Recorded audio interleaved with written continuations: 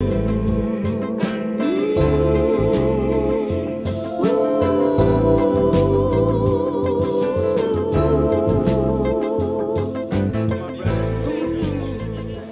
like to thank Allah for Masjidul Waritheen's leadership and the help of this committee for allowing us to share our Hajj experience with our beloved community.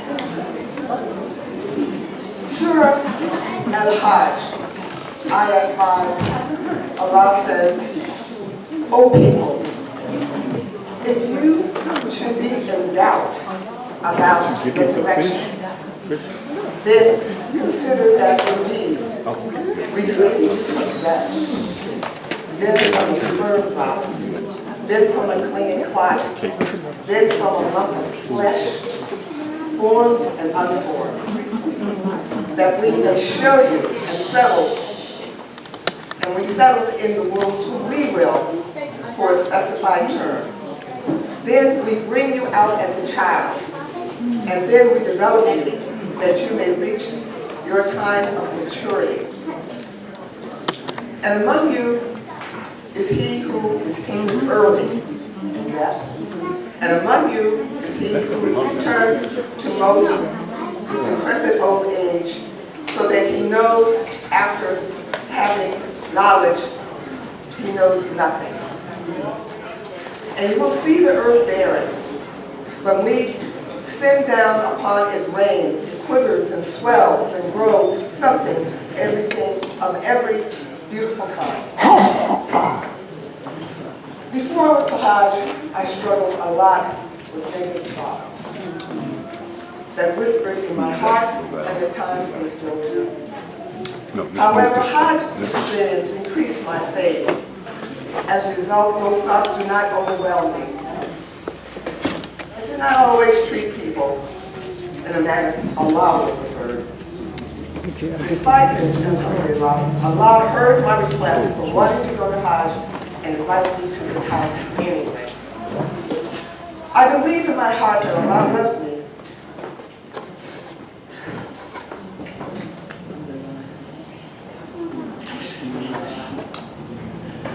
And has forgiven me even with my challenges. He lifted me up when others put me down, and I believe that Allah believes in me. This helped me connect to my true self as a Muslim, and not the one that society tells you that you're not good enough.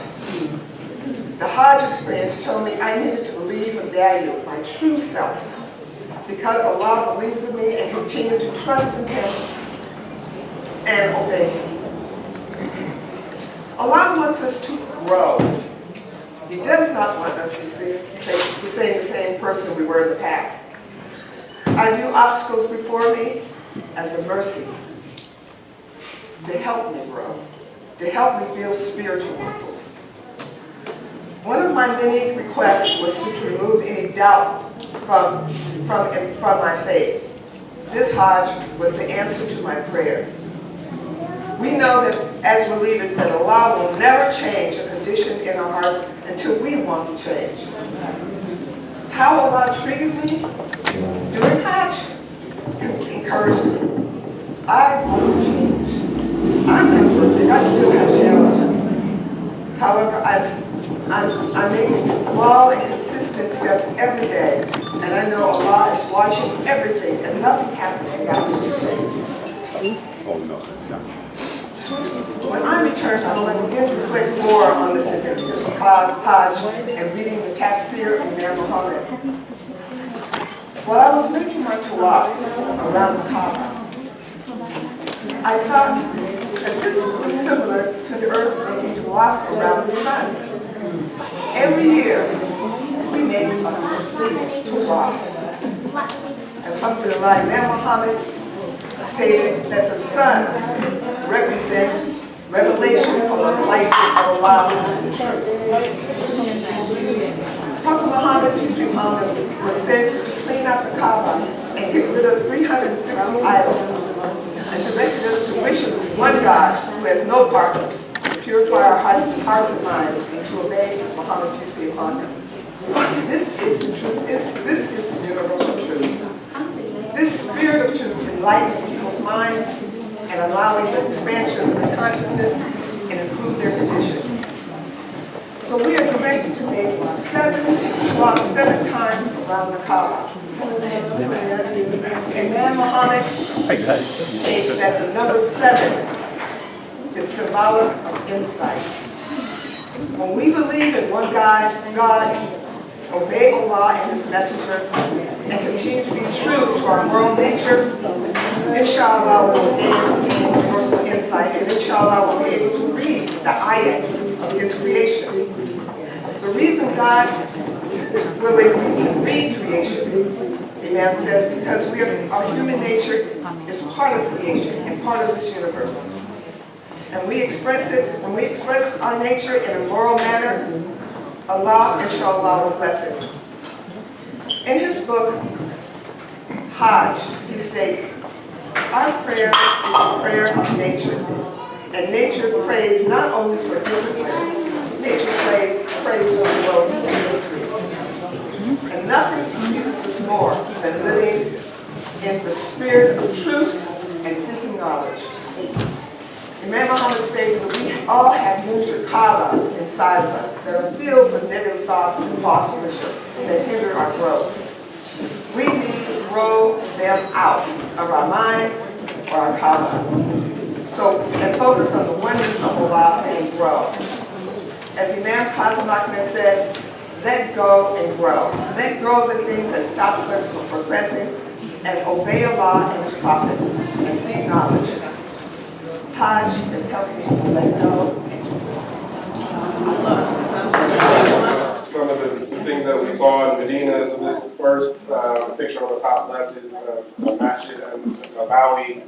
This is the Prophet, maybe his mosque. They've done obviously a lot of expansion on the mosque since the time he was alive. I don't know if you necessarily agree with all the expansion, but it's a beautiful mosque. This here in the middle is the rooftop of the mosque. It's huge. I mean, it's all like marble.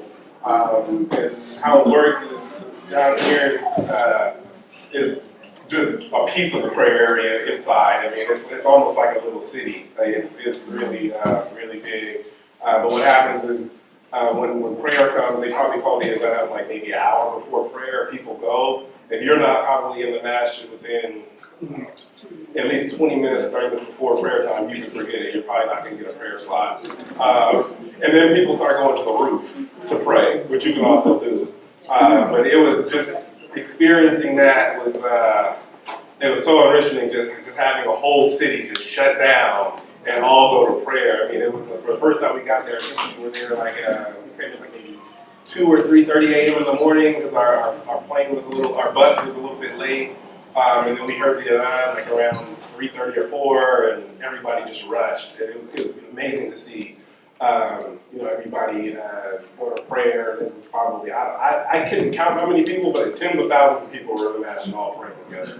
It was just the most moving experience I honestly have ever experienced. There's nothing quite like it. And I just was, I guess going before the trip, I just didn't know what to expect. But then going through it, it's such a treat, and I'm really looking forward to going back. The bottom is these are actually giant umbrellas that are outside the masjid. So the masjid is here, but it was so hot. I think it was probably around 115, 117 degrees every day. So they have these umbrellas to shield the people from getting too hot. And then this here was a Quranic prayer reading circle that I participated in. Shout out to Imam Zayd for helping me to read Arabic at least on a basic level, and to my uncle here also for helping me practice. But it was great. I mean, because you were, I don't know how often you get the experience of meeting up with people from all over the world, and most of those people couldn't speak English, so I couldn't converse in English, but we all were reading the Arabic together, right? So it was such a beautiful moment. I know this wasn't the Hajj, but the big part of the Hajj is coming together and putting down your putting your cultures behind you, and you guys are what's uniting us is our belief in Allah, coming together as one humanity. So this to me was like a really kind of good depiction of that. That I didn't know any of these people, but we were able to read the words of God together. It was beautiful. Then this picture here is not this masjid. This is a masjid I wasn't even aware of. Just shows my ignorance and some of this knowledge, but it's Masjid Kuba. I'm saying that right. Some people argue this is the first masjid that was built when the Prophet peace be upon him came to Medina. There's I think a scholar who I was with said that praying just 2 rakahs in this masjid is like doing 1 umrah. So I was fortunate to pray twice there, so hopefully I got that credit. So that was Medina, and I would say if you do get the chance to go to Hajj, try to go to Medina. Like very hard. Like I think Man Muhammad said like it's not an obligation, but it's close to an obligation. And after experiencing it, I definitely agree. This was our first day in Mecca. Right here is a picture from our hotel room. Alhamdulillah, we were able to see the Masjid al-Haram, and then the Kaaba was here. This was the first day of the Hajj, and we put on our ihrams. Obviously, I was late to prayer because I couldn't get down there. Because you had to get there. I mean, when we got to Mecca, like you probably had to be in prayer like an hour and a half before to be able to be down there, and then you only were able to get down there if I think mainly you kind of like treated like VIP status. You got it which was really nice. Like all security guards kind of like push people out of the way for you and whatnot. But I couldn't. That day I wasn't able to get down there. So, but I was able to get pretty close. So that was one picture. And if anybody has questions, just raise your hand. And this is casual. It's not a class, so. If you have got questions, just raise your hand. It's all good.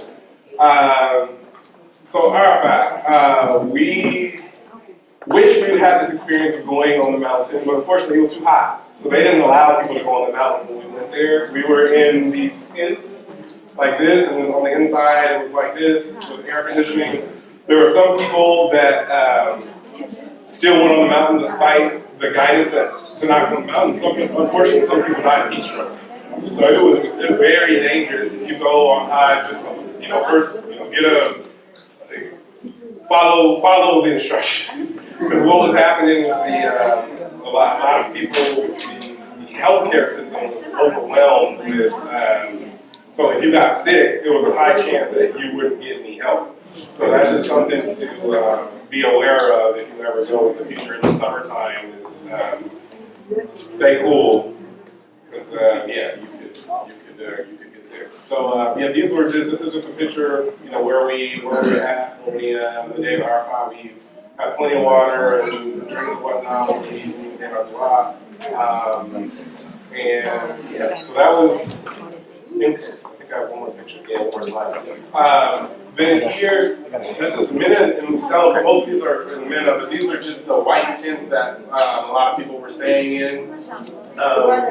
They separate the women and men for people who are familiar with that process. My mom and I were kind of pretty close by, so we could still communicate with each other because we had the same travel package. So that was that situation. And then down here, this looks like a parking garage, but this is actually where the Jamarat are. I reading about the Jamarat before going and then seeing it, I definitely had a different perception. Because I think there was a stampede, I think in the 2000s, they had to redo the structure. And then this is a picture of one of the Jamarat. I don't know if this is the little or big one, but it's one of them. So it doesn't, I think in the past it was like more of a figurine picture with the, with the head. People who maybe have gone to Hajj can speak on that. But now it's just there's just 3 pillars that you have to throw stones at. So that is the Jamarat. And then here is when we spent the night in Muzdalifah. It was just kind of like camping, to get a spot where you can.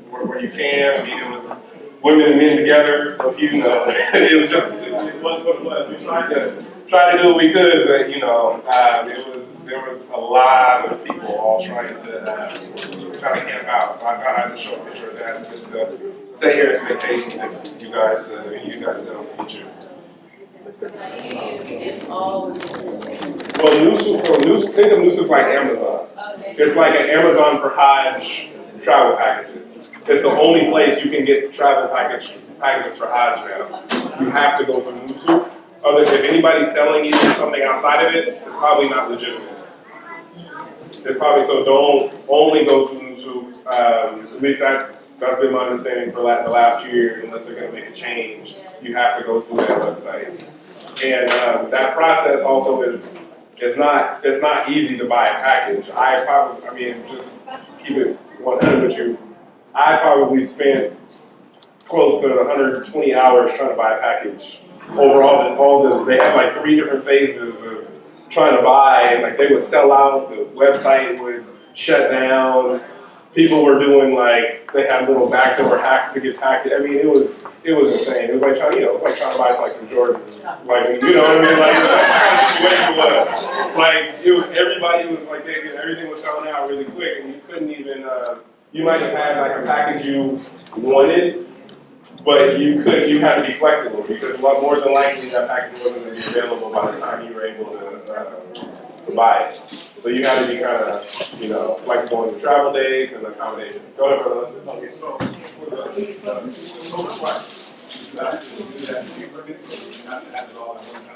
for all at one time, and this is the kicker. You have to upload all your money to the website before the packages even go live, and there's no guarantee that you're going to get a package.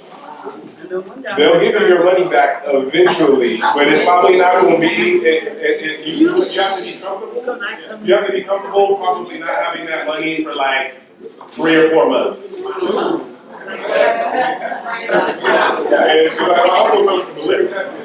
Now, once you do that, make sure you don't wire it. Wire it and ends up in the market. So let's say something happens. Wiring takes too much money. You got to put it in a digital wallet. Move it from a bank account to your wallet. And that way, in case you. They also arrange for you, if you visit Medina, to visit the Rauda, which is the area they do. Right around the Prophet's grave there. And we didn't get a chance to visit there because they only have limited.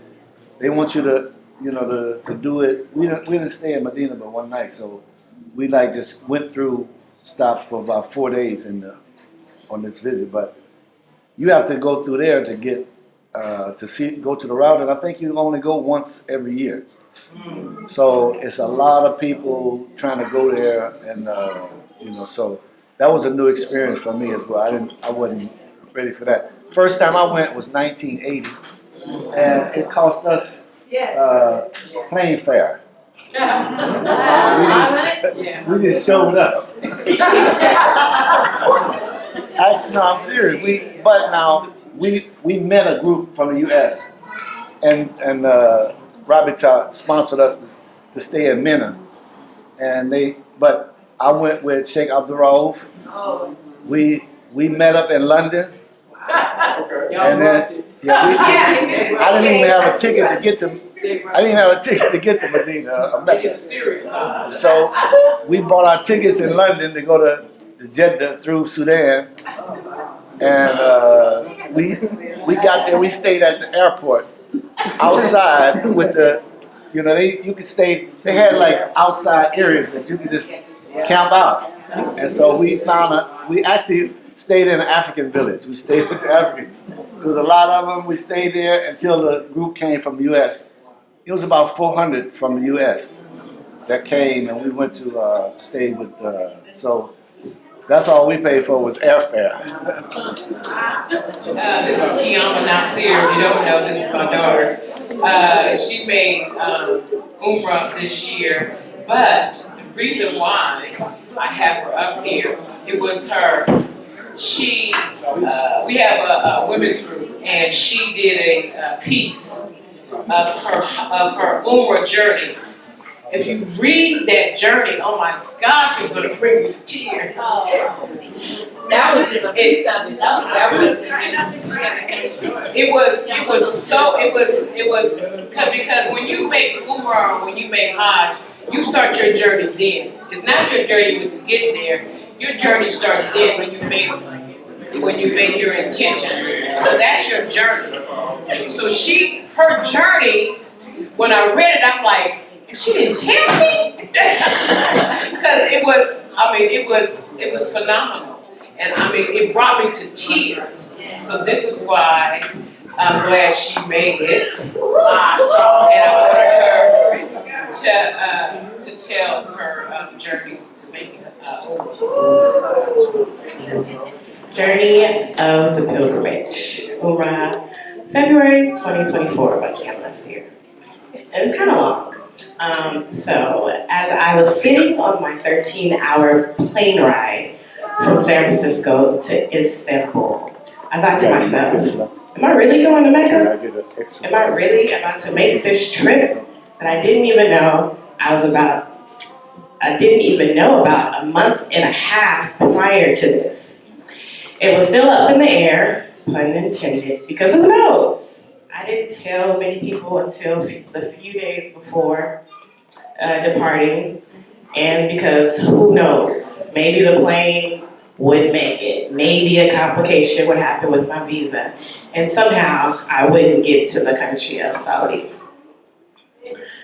These weren't the specific thoughts I was thinking, but I was thinking things are only done if Allah has willed, and since I wasn't technically there yet, it was still inshallah. Let me be brief. Let me briefly tell you how this unexpected, all-expense-paid trip came about. I'm going to be slightly descriptive in this small story to build up a climactic resolve, but then we'll speed things up as I tell you about the actual trip. So relax and follow along on this journey. Also note, I am not a formal writer. There will be a lot of informal grammar moments. I'll be writing this how I'm speaking it. If you know me, imagine it in my voice. So let's go. The 1-minute call. In the last few days in December, I received a call from an imam. On the call, he gave me the greetings, asked how I was doing, and then proceeded to tell me about another brother that has been helping to send people to Umrah. This was a very quick call, a minute call to be exact. He asked me, have I ever been? I hadn't, so I replied no. He asked, would I want to go? I said, yeah. He said there were 2 requirements that he knew of, that they were if the person had never gone and if they had an updated passport. Now at the time of this call, I hadn't seen my passport in almost a year. I had lost it. I think I left it in an airport or in a hotel room traveling the year prior. But in a couple of seconds of him explaining the requirements and him asking, do I qualify? I said, yeah. In my mind, I figured I could get an expedited passport and it'll be with me. It'd be to me before I needed to really show I had one. Astaghfirullah. My intentions were good and true, but my words weren't completely true. But I had faith that I could get it. So after I told this brother, yes, I have my passport, he said, cool. The brother that's sending people on the trip will call you soon. And then we got the phone. The missing passport. As soon as we got off the phone, I Googled, how fast does an expedited passport take? One search said 2 to 3 weeks. I panicked. I didn't think I had that much time to show that I actually had a passport. At the same time, my license was expired. And I was I'm getting my life together. I was waiting to get my replacement, but I had to retake the written test. It is what I was told at the DMV. It was a Saturday, so the DMV was closed, and that Monday was a holiday, so I wasn't going to be able to even try to get my license, to even try to apply for the expedited passport. So I was just hoping when the Umrah brother calls me, he didn't ask for proof or anything. So I go on about my day, not much I can do at that point. A few hours later, the Umrah brother calls me. He introduces himself and tells me about the nonprofit program called FIST, F-I-S-T, that helps sponsor people for their first time to go to Umrah. He explained that those who were nominated to go was because they were people inside of the community helping, volunteering in the community without intentions of compensation. I thought it was such a blessing that this was the criteria for the nomination, and I had no clue about it prior to this. It goes to show, just do good work. Be good, be a good person, be a good Muslim. Get out into the community. I'm trying to like redo it. Get out into the community, fulfill your Islamic obligations within the community without worldly compensation, and Allah subhanahu wa ta'ala will bless your life. Those were my thoughts along with other things that unknowingly led me to this point. They, FIST, had this verse from the Quran posted on their website. Quote, those who spend their wealth in the cause of Allah and do not follow up their gifts with reminders of their generosity or with injury, their reward is with their Lord. On them shall be no fear, nor shall they grieve. SubhanAllah. So after the Umrah brother, leaving his name out on purpose, explained that, he then explained that the requirements, 1, were to not have ever been to Mecca before, 2, you wasn't sick and well to go, and 3, you had your passport. I answered those 3 questions. On the last question about the passport, I told him I did indeed have my passport. He then requested for me to send a picture for a picture of my updated passport and proceeded to explain how one time a person said that they had their passport, but to come to find out it was expired and that caused complications when they were trying to get a visa, etc. Mine wasn't expired, it was just nowhere to be found. But I still told the brother, okay, I'll send a pic of it when I get home later on today. I felt like the in-between noise of me saying I didn't have it at the moment was uncalled for information if I was going to have it once I got it expedited. Allah knows best. And also I did have a picture of my updated passport that I was going to send to him in the meantime. He told me he would be sending out details in the next few days, and then we got on the plane. In a desperate pursuit, I get home and I look all over my space again to see if maybe I just misplaced it. I'm a minimalist, so it wasn't many places it could have been. I rechecked all of my luggage for the 5th and 6th time. I look in all of my old purses, check behind the drawers, in the drawers, under my bed, between the books. No luck. It had to be somewhere in another state. So I sat still for a minute, took a deep breath, and thought, well, there's one place it may be, but I hadn't utilized that place in months. I had nothing to lose, so I went to that space, my dad's old utility van I used to drive. I got to the van with my phone flashlight, looked on the sides of the seats, nothing. Looked under the seats, nothing. But then I looked in the glove compartment, and guess what I find? My own wallet with my passport, my security card, my social security card, and $5. I dropped back into the passenger seat and belted out, Allahu Akbar! There it was, my passport I hadn't seen in months, and my security card I didn't even know was missing, and a little sprinkle on top of the $5 bill. God is the greatest. Yeah. So I sent a picture of my passport to the Umrah brother and wait for details. Simultaneously, another obstacle was at play. I had a job and I was working on And I had a job I was working on, and I had to make a decision to tell my employer that I needed to be gone for 2 weeks and also wanted to be able to come back and resume work. With me being gone for 2 weeks and potentially not having the particular position after I come back, that was money I was missing out on. Nowadays, missing out on a paycheck is rough, especially not knowing if it'll be any other paychecks to follow anytime soon. So I consulted with a friend. She told me that I got nominated for a free trip to Umrah. She said with no hesitation, go do Umrah. I was already 95% in. I just needed that little extra nudge, confidence that I was making the right decision. I also informed my brother, decision financial advisor, about it, and he was cool with it. You can't lose striving towards Allah. I had faith that everything would work itself out. So I informed my employer, and he was cool with it as well.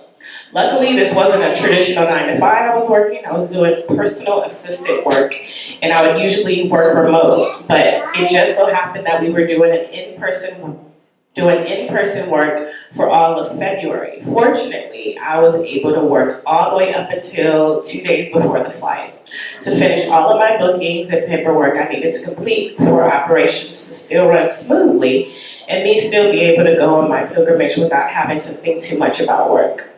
With all of the former events bringing more solidity to these plans, I still couldn't believe I was really going to make this pilgrimage. I just so recently found out what Umrah even was in the last year, but ended up building up a desire to eventually go one day to do it.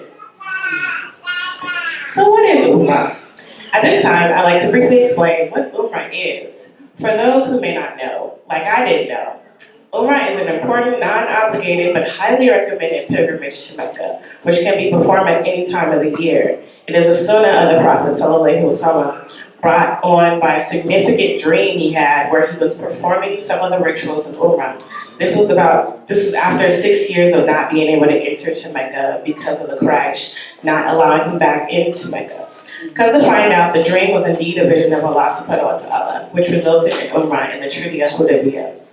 I highly urge you to do your own research for those who haven't gone, especially my young people, and look up this treaty's history, explained in Surah 48:27, where Allah confirms Muhammad's dream. Explore some tasbir about it, ask your local imam or sheikh about it to really get the full context of why this pilgrimage is looked at with high importance. There are also many blessings and mercies from Allah inside the intentions and actual acts of Umrah, including expiation of sins, accepted du'as, renewal of spiritual foundation, and much more. I'll tell you about the rituals of Umrah a little bit later, but also I implore you to do your own research.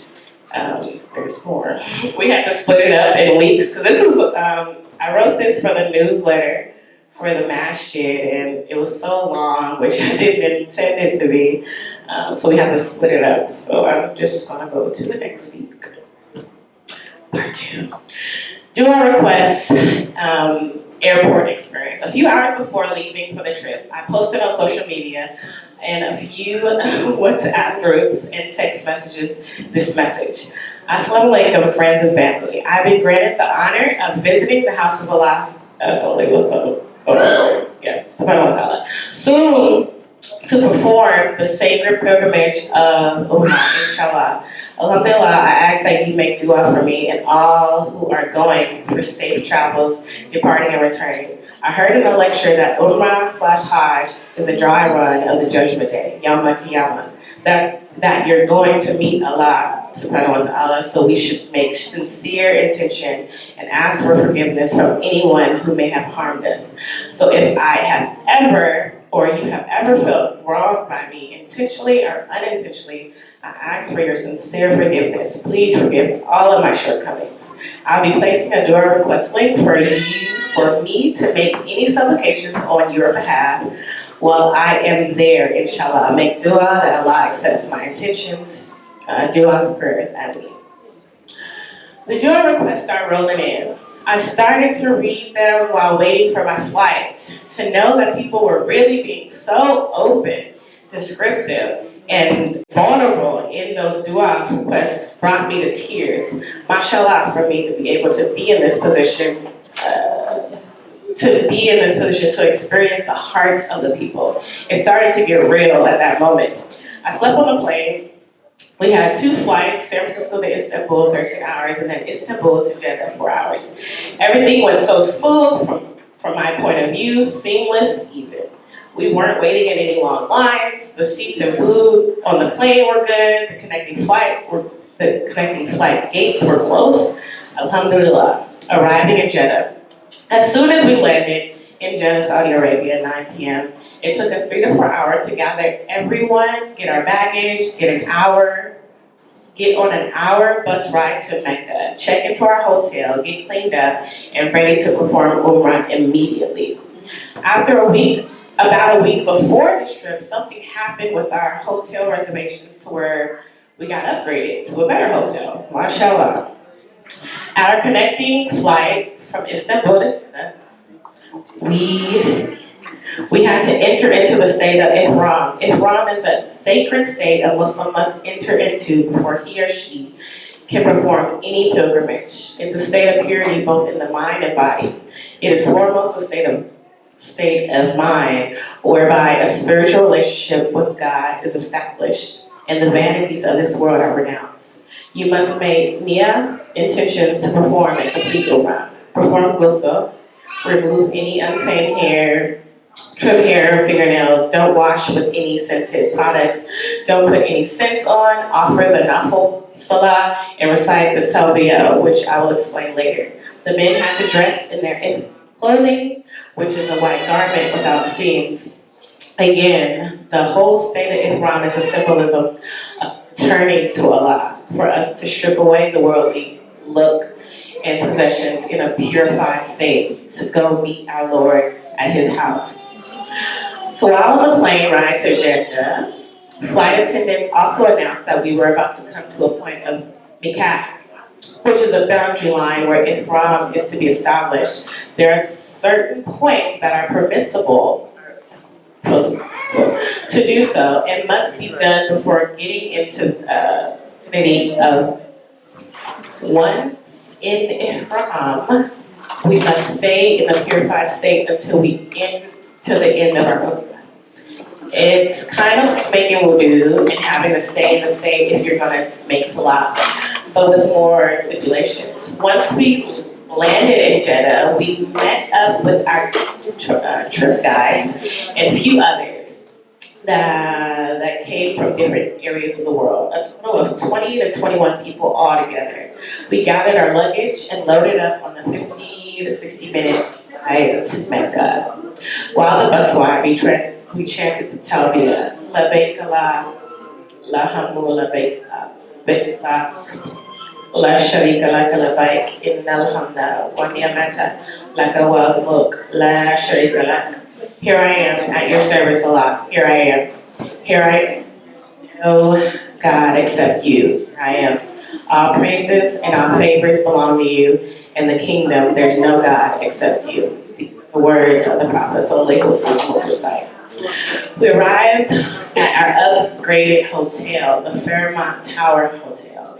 We got to our designated rooms, took showers to come to meet everyone in the lobby immediately to make Umrah. At this point, it was about 2 a.m. in the morning. We had up for more than 24 hours. Our trip guide, the Umrah brother, let us know that he purposely planned for us to perform Umrah as soon as we got there, knowing that we would be tired and hungry just so we could be more in a state of weakness and vulnerability. This way, we will be more emotionally connected to every task. Before arriving in Saudi, we were all provided Umrah guidebooks.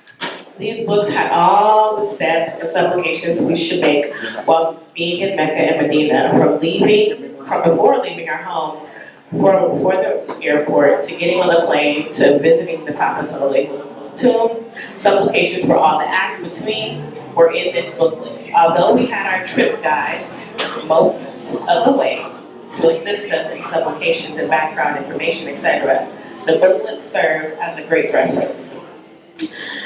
Seeing the Kaaba, started to laugh. Once we all gathered in the lobby of the hotel around 2 a.m., we headed over to the Masjid al-Haram, which is the area which encloses the area of the Kaaba. When we actually got inside of the area where the Kaaba was, our trip guide invited us to keep our heads down until we were facing the Kaaba closer for the moment. Walking to the Kaaba barefoot, anxious to glance upon it for the first time in real life, had my heart beat fast. Okay, now look up, was his words. I looked up, and all I could say was, wow. Standing there for the first few minutes in awe, making supplications, tears started to slowly swell in my eyes. There were tears of amazement, excitement, and gratitude. Briefly thinking, all of my life experiences, the good, the not so shortcomings, the low times, the time I turned over. As you can imagine, there was a lot of people all over the place. In efforts to stay together and for safety purposes, we bunched together. We had the brothers in our group on the perimeters and all those sisters in the middle. It was tight, crowded, hot, smelly. Our trip guide advised us to just tune everybody out and focus on our intentions and supplications. So I did that. Through the crowds, pushing and sometimes aggressive movements, I was able to sustain my peace and really focus on my supplications, but also be alert and aware of how the group needed to move and what the group had to say throughout. At each corner of the Kaaba, there was some significance. Namely, the corner where the black stone sits, the start of Tawaf. The black stone is said to have been given to Adam alayhi salam from Allah the day he fell from paradise. Throughout time, it is also said that the Prophet Muhammad ﷺ kissed the black stone, so people aspire to do the same. There were different supplications to be recited at each corner, along with our personal supplications. Going around and saying my supplications for myself, asking for forgiveness, and praying for people who sent me their dua requests, and praying for others who didn't send me their requests. It took about an hour or so for the full tawaf, so I took my time with each dua. I wanted to pray other people's dua like they were mine. So I imagined I was in their position that they were in, as much as I knew with the descriptions they gave me. It was intense, it was heartfelt, it was everywhere, and they were so gentle with their authority. Of course, there were times they had to be more aggressive and stern, but overall, I felt the softness and love from them. There were also custodians around cleaning nonstop. They were also polite and efficient in their duties. May Allah forgive their shortcomings, preserve them, and grant them patience and high rates in the eyes of Allah for protecting and preserving the house of Allah. Ameen.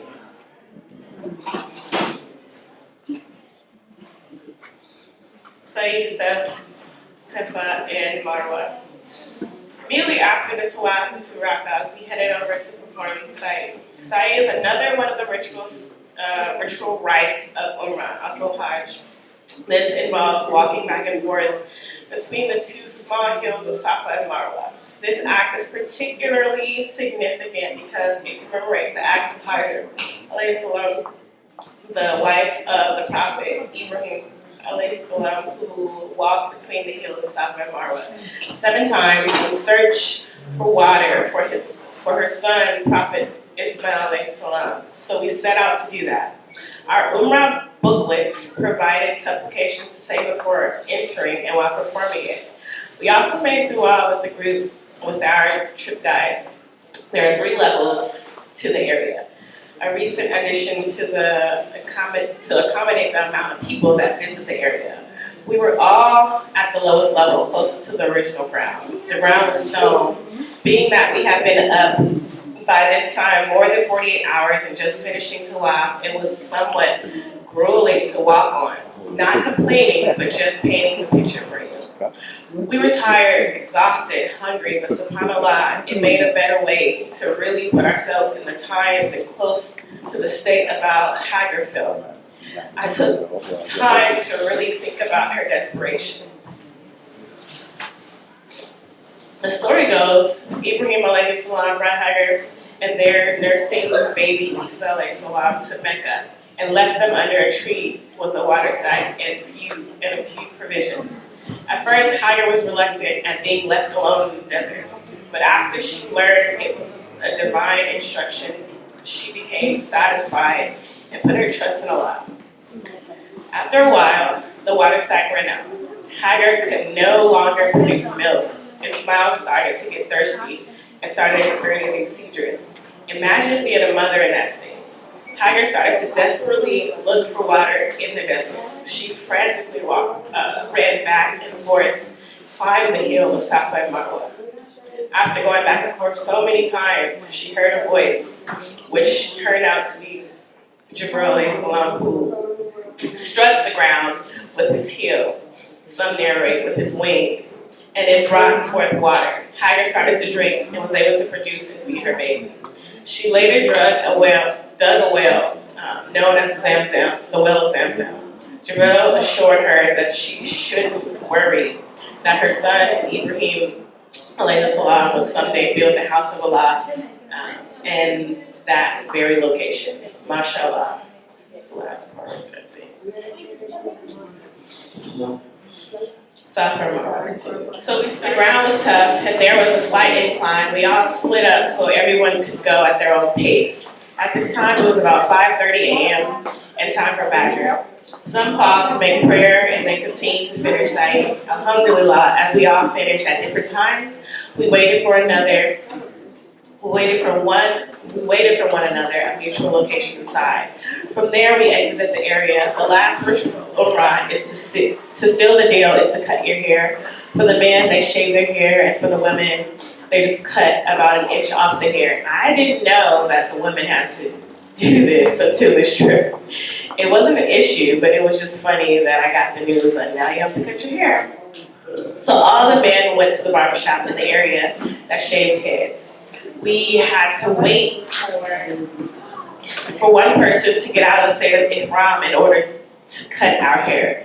That's one of the requirements. So while the men were getting shaved, the women went back to their rooms to wait. At 7:57 a.m. was when I finally was able to get my hair cut and exit the state of Ihram. Allahu Akbar. Finish Umrah complete. Immediately after, I went to breakfast, to the brunch, ate some great food, went back to my room, and slept for 8 hours straight. The cave of Hira. Later that night, after returning to the Haram, Masjid the Kaaba, to complete the daily salah, 3 of us out of the group wanted to visit the Quran Museum, which was a few miles away. We caught a taxi, which was an interesting task in itself. Our taxi driver was sharing his love of Islam. It was so profound and so beautiful. Just another sign and mercy of Allah, showing us his love. So we arrived at the complex. It was like an outside mall type situation with shops around, water fountains, and fluorescent lights. We walked up to the museum entrance and came to find out we got the times wrong and it was closed for the night. At this time, it was about 11:50, and we thought it closed at 1 a.m., so we turned around to head back. While walking back to the taxi Uber pickup, we were stopping to read the wall artifacts about the area. In this area was where Mount Hira was. We already had a plan to come back another day to potentially hike it at sunrise. We ended up meeting a few new Muslims from Germany. They were so nice. We got into it while we were there and what happened with our spoiled plans for the Quran Museum. We asked them where they headed, where were they headed? They informed us that they were headed to climb the mountain. They said it in a way like it was an invite for us to go. One of my comrades looked at me and asked, "Are we going?" I replied, "Yes." So we turned around to follow them to the mountain. So this mountain, Jabal al-Nur, Mountain of the Light, is the mountain Prophet Muhammad ﷺ would travel up and down to seclude himself from society to gain clarity. This is the mountain of the cave of Hira, where he received the first revelation of the Holy Quran on one of the last 10 nights of Ramadan. As soon as we started the mountain, there was an incline that had my quads and hamstrings felt immediately. Climbing only 2 to 5 minutes in, my forehead was moist with sweat. Looking up the mountain from the spot we were in, I thought to myself, Lord, help. But as we climbed, the German bros shared stories of the Prophet, sharing a hadith that were filled with so much mercy and encouragement. One I remember was a hadith that I had never heard. When the Prophet ﷺ would go up hills or stairs or hills, he would say takbir, and when he would go down valleys and stairs, he would say tasbih. So I took that and ran with it, somewhat literally. Every step I took, I pushed out the words Allahu Akbar, Allahu Akbar, Allahu Akbar. That was the only thing that got me through, I believe. It was about 12:45 a.m. It was hot, and we were wearing hijabs, abayas, and flip-flops. Mashallah. The Prophet would travel this mountain frequently, and before there were built-in stairs, he was traveling on a not real trail, not a typo. And Khadija, radiallahu anha, would also travel up and down this mountain just to bring him food, wife goals. That goes to show that Khadija was fit, or at least kept herself active enough to make journeys for her man. Khadija was 15 years older than the Prophet, 55 years old. We have no excuses for real. Anywho, making small pit stops to break, breathe, and rest a bit, we continue to share beautiful stories about our Islamic experience. The German bros were so accommodating, offering us to carry our bags, go slower to wait for us, and even have water, fruit, and other snacks to sustain us. It took us about an hour to walk up. There were quite a few people walking up and down the mountain at the same time. When we got to the top, there were people in small groups sitting and standing around, enjoying the views, making supplications, offering rakas. In order to get to the actual cave, you have to go all the way up and down into the cave area. The area was very tight, it was crowded. The rock formation to climb through to it, to get to the cave, was enclosed and was super small. We had to squeeze in there to pass through the cave. There was a bit of a line to go inside the small opening, but people were facilitating it well. No real formal security or guides or guards, just regular people doing their best, the best they can to help everyone experience the space. I got to offer a quick sujood and dua in the spot that Prophet ﷺ would pray at. In that moment, after sitting in the cave, our new German comrades helped me crawl out of the tight quarters of the rocks. While I was watching his backpack, he crawled to the cave. I stood right outside, where I could see a beautiful view of the city, the Fairmont Hotel, the Fairmont Tower, and the area where the Kaaba is.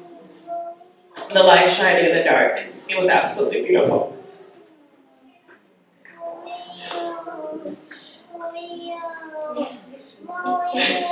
Ruining my moment.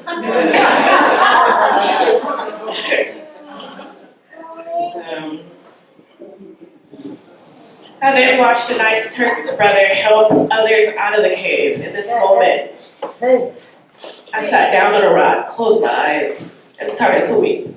An overwhelming wave of what I felt like I'd like to describe it as real love came over me. The words that came to my heart were, Islam is love. I said it quietly to myself, this is love. In the moments after me thinking that, a brother that was given a full sermon at the top of the mountain said out loud, Islam is love. My heart gasped. I took a deep breath. With my cheeks wet, I smiled, knowing that the angels were surrounding us so heavily, and that Allah was near. Mashallah. By this time, it was about 1:30 a.m. After we all experienced the peace up there, we started our journey back down the mountain. Close to the end of coming down. The German bros said their salams and disappeared into the night. It was such an enchanted experience. We got back to the bottom of the mountain around 3 a.m.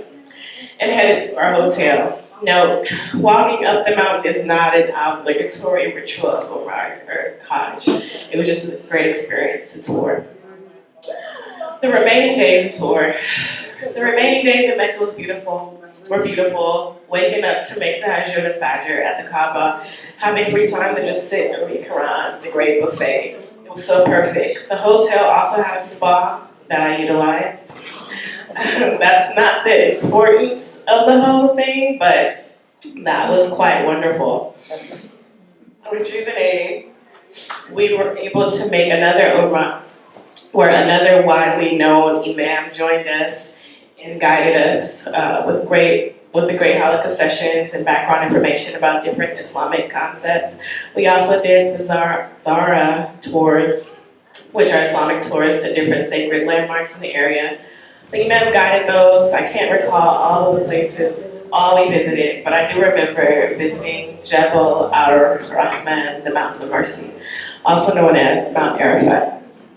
We were able to climb up the mountain and stand beside where the Prophet ﷺ gave his last sermon. The imam also shared that Arafat was where, after being separated for years, Adam and Eve found each other at the top of Mount Arafat.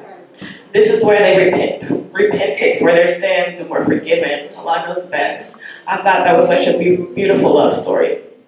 We visited a few other places as well in the area before we performed our second Umrah. We had to visit Masjid Aisha, a Muscat station, to get back into the state of Ihram. It was nice. On another one of the days, we went back to climb Mount Hira. This time we brought a few others from the group with us to experience it. After about 5 to 6 days in Mecca, our trip there came to an end. We made our Jummah prayer, checked out of the hotels, headed to the train station for our journey to Medina. Alhamdulillah. We're almost done, I promise. Medina. After 2 hours super bullet train ride to Medina, we arrived and made our way to our hotel. Conveniently, it was right in the area of Al-Masjid Al-Nabawi, the Masjid of the Prophet, walking distance. Soon after we checked in, we met up in the lobby to make our way to say salam to the Prophet ﷺ, along with Abu Bakr al-Siddiq and Omar bin al-Khattab. Before we made our way, our original tour guide and the imam that most recently accompanied us shared some preparational thoughts. The trip guide coached us on how to properly greet the Prophet and his companions. It was said that the Prophet is not dead inside of this tomb. He's alive, so he can hear everything we say. He asked us how would we greet the person responsible for facilitating, with Allah's order and permission, Islam to the world. He shared about being as humble as possible, as thankful as possible, and he encouraged us to dig deep in what this meant for us and to find the emotion that put us on the verge of tears. The Imam then shared a beautiful story about the Prophet ﷺ being to receive and reflect light. Forgive me for not remembering the exact story, but just know it was so beautiful. And that I started tearing up just listening to it before even going to the masjid. So we set out to the Prophet ﷺ. It was about 5 or 7 walk from the hotel entrance. Entering into Masjid Nabawi, it was separated, not like Mecca. The women had the entrance area and men had a separate area where they would access the masjid. It was about 4 to 5 women. The others stayed behind. Walking up to as close as we could get to the tomb, there were 2 separate partitions to create a barrier and space away from being directly in front of the tomb. But we could see over and through the partitions. In those moments of embracing the trip guide and Imam just shared with us, and already having a somewhat relationship with the Prophet ﷺ, I began to weep intensely. it hit me like a ton of bricks. I was meeting the person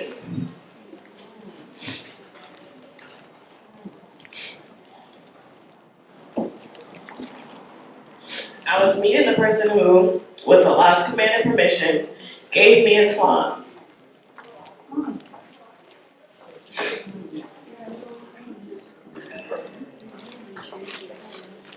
The Islam that saved my life over and over and over again. Ya Allah, what did I do to deserve this moment?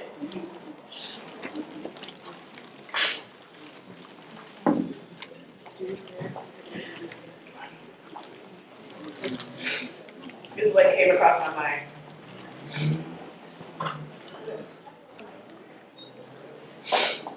Also thinking about how much the Prophet went through for this ummah. May Allah continue to elevate and bless him, his family, and his companions at me. The whole experience lasted about 2 minutes and we left. It was crowded and we already had an official appointment to visit him again closer to the tomb later in the week. After we left the masjid, all I wanted to do was curl up on my bed and cry from gratitude and love for the whole experience. The remaining days in Medina. The next few days, we were free to roam and explore and do what we wanted. Every day, I would wake up at 4 a.m. to walk over to the masjid to get a good spot for Tahajjud and pray Fajr, which was around 5:35 a.m. It would get so crowded that you really would have to arrive at 3:30 a.m. But I was small enough to make my way and get a good spot every time. After Fajr, I would stay while most of the crowd would leave to perform the duha prayer, which was, subhanAllah, something I just learned about prior to even knowing I was going to Umrah. Duha prayer is a mid-morning prayer, prayed about 10 to 15 minutes after the sun has risen, but before the Dhuhr. So I would pray it at that time, around 7:15-ish.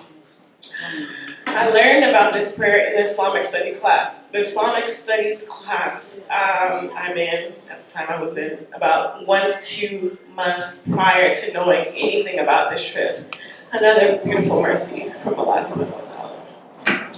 A few ahadiths and about duha prayer. Abu Dar reported Allah's Apostle ﷺ also said, in the morning, charity is due from every bone in the body of every one of you. Every utterance of Allah's gratification is an act of charity. Every utterance of praise of Him is an act of charity. Every utterance of profession of His oneness is an act of charity. Every utterance of profession of His greatness is an act of charity. Enjoining good is an act of charity. Forbidding what is disreputable is an act of charity. And 2 rakahs, which one prays in the forenoon, will suffice. Takbir. Another, the Prophet ﷺ said, none is delegated in establishing dua prayer except one who is oft repentant, and it is the prayer of the oft repentant.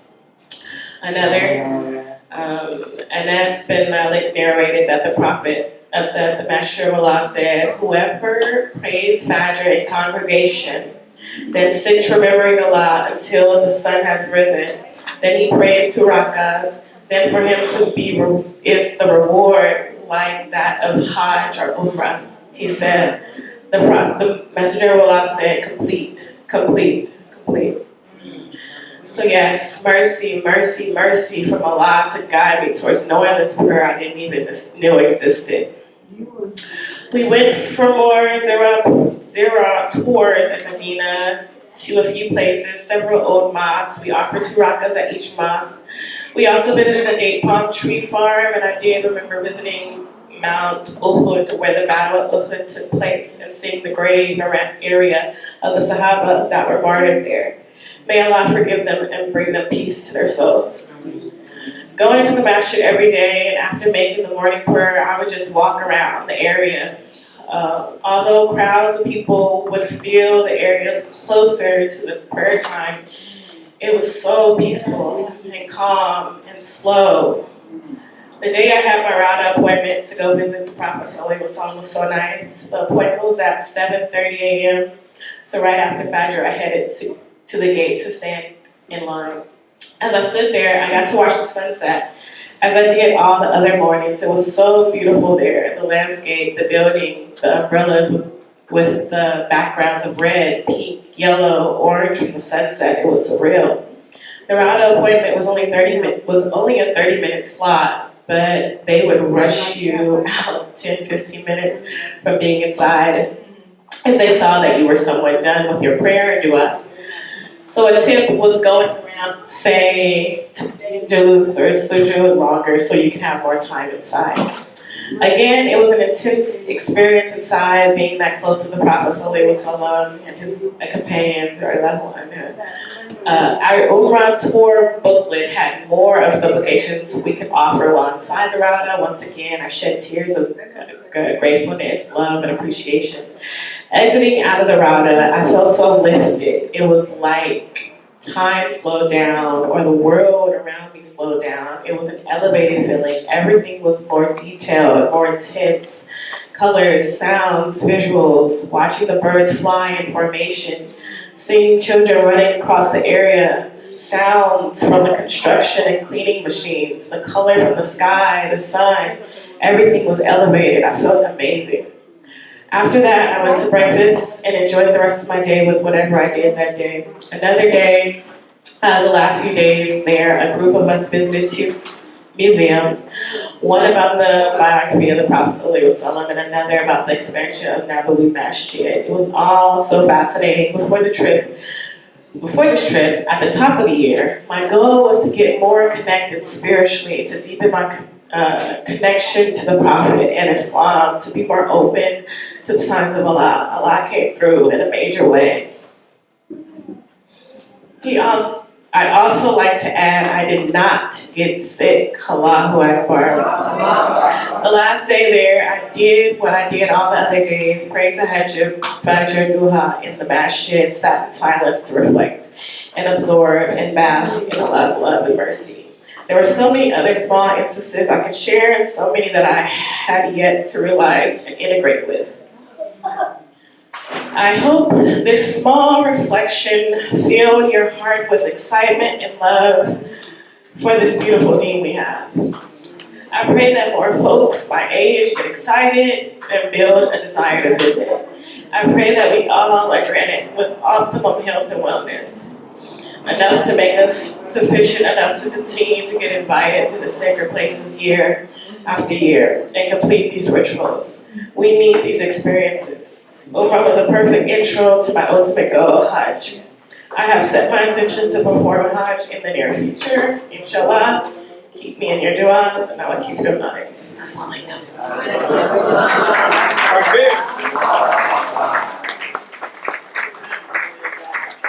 I want to thank all of our Hajis and people that went to Umrah. We do have gifts for them here, so we will be giving them the gifts as well. But I wanted to thank them and thank you for coming out and hearing their stories. So if Ahmed would close us out, please.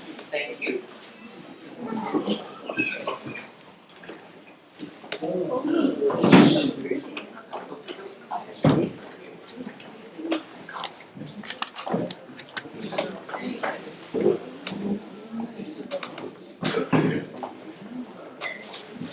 Should be short. I'd just like to, for Fasal,